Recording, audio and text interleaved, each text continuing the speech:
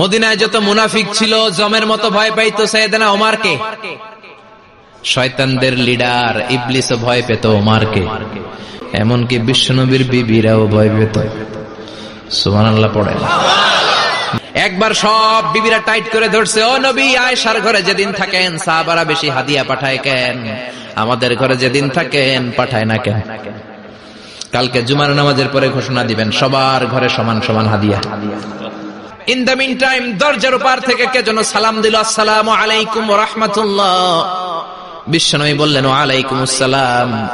বিশ্বনবী বুঝতে পারলেন সালামটা আমার ওমরের সালাম।